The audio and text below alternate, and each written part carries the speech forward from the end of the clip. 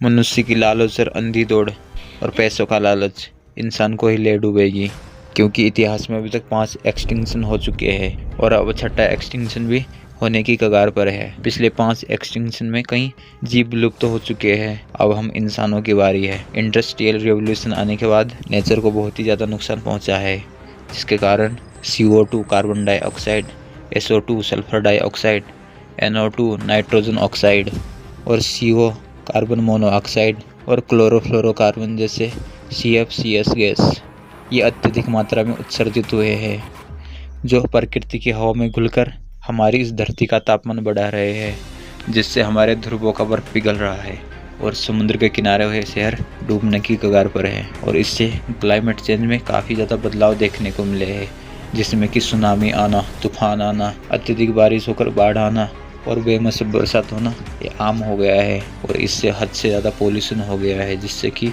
कई सारी प्रजातियाँ, पेड़ पौधे, पशु पक्षी गायब हो चुके हैं। इसी को author Elizabeth Colbert 6th extinction कहती है, जिसके ऊपर ऑथर ने पूरी बुक लिखी हुई है। ऑथर बताते हैं कुछ टाइम पहले पनामा में एक गोल्डन फ्रॉग पाया जाता था, जो जीव टाइम के साथ विलुप्त होता गया, जिसका विलुप्ति का कारण बढ़ता हुआ प्रदूषण था, क्योंकि इस प्रदूषण के कारण इन गोल्डन फ्रॉग्स पर फंगस की बीमारी आ गई और ये धीरे धीरे मरते चले गए, जिससे और भी कई सारी प्रजातियां विलुप्त होती गई। और दूसरा जीव अमेरिका में पाया जाने वाला मैस्टोडन एनिमल था, जो समय के साथ विलुप्त हो गया है। यह हाथी जैसा दिखने वाला जानवर था, जिसके बड़े बड़े दांत होते थे, लेकिन इन्हीं दांतों के लिए लोगों ने इसकी अंधाधुंध शिकार करना शुरू किया और वो आज इस दुनिया से विलुप्त हो चुका है। और इसी तरह एक ग्रेट ओक नाम का पक्षी भी विलुप्त हो चुका है। इस पक्षी का लोगों ने मीट और पंखों के लिए शिकार किया।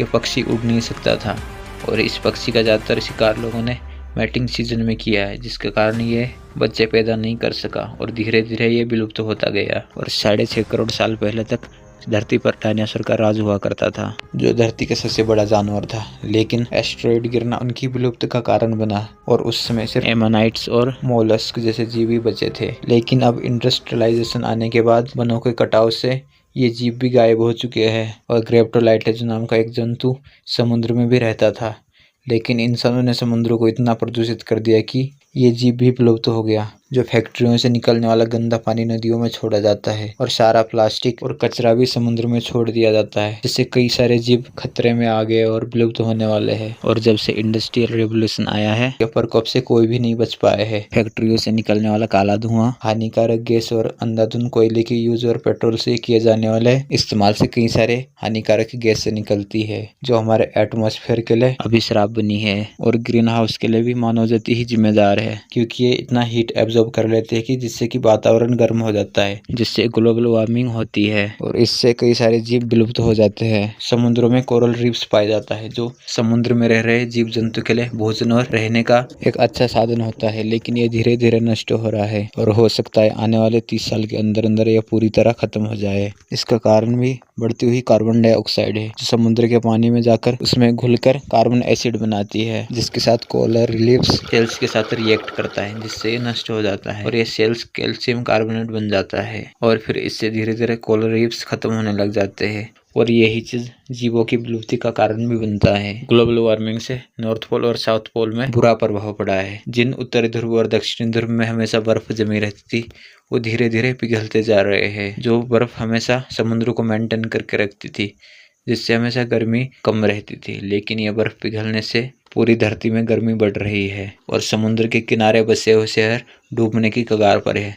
साथ ही टेम्परेचर एक्वाटिक स्पीशीज पौधे भी लुप्त हो रहे हैं, जिससे इकोसिस्टम पर खतरा मंडरा रहा है। और अमेज़न रेन फॉरेस्ट, जो दुनिया का सबसे बड़ा जंगल है, जहाँ पर दुनिया की सबसे ज्यादा जीवों की प्रजातियां पाई जाती है, और ये जंगल बायोडाइवर्सिफाई के मामले में नंबर 1 है। लेकिन कुछ साल पहले इस जंगल में अचानक ही आग लग गई और ऐसा माना जा रहा है कि इसे खुद लगाया गया है, ताकि लोगों को अधिक से अधिक एग्रीकल्चर के लिए जमीन मिल सके। इस बात को लेकर ब्राजील के प्रेसिडेंट की काफी ज्यादा आलोचना की गई थी, लेकिन फिर भी ब्राजील की गवर्नमेंट इस बात को समझ नहीं पा रही है कि इसका उन्हें कितना बड़ा खामियाजा भुगतना पड़ सकता है। और हिस्ट्री में जब पेंजिया नाम की धरती 7 टुकड़ों में बटी थी, जिससे कि आज 7 कॉन्टिनेंट बन गए हैं, और इन कॉन्टिनेंट की जीव जंतु जब एक दूसरे के कॉन्टिनेंट में जाते हैं तो वहाँ का संतुलन बिगड़ जाता है, जिसे चेस्टनट ब्लाइट नाम की एक बीमारी से चेस्टनट ट्री विलुप्त हो गया। ऑथर इंडोनेशिया के सुमात्रा में गई थी और उन्होंने वहाँ पे देखा कि सुमात्रन राइनो विलुप्त होने की स्थिति में है, जिसका कारण डिफोरेस्टेशन है। वहाँ पर ब्रीडिंग के प्रोग्राम भी चलाए गए, लेकिन ये ज़्यादा सक्सेसफुल नहीं हो पाए और हो सकता है कुछ सालों के अंदर ये एनिमल भी गायब हो जाए। जिस तरह से होमोसेपियंस आने से निएंडरथैलेंसिस गायब हो गया, एक नए जीव आने से दूसरी जीव एक्सटिंक्ट हो जाती है, उसी तरह हो सकता है भविष्य में कोई ऐसा जीव आ जाए जिससे कि मानव जाति विलुप्त हो जाए।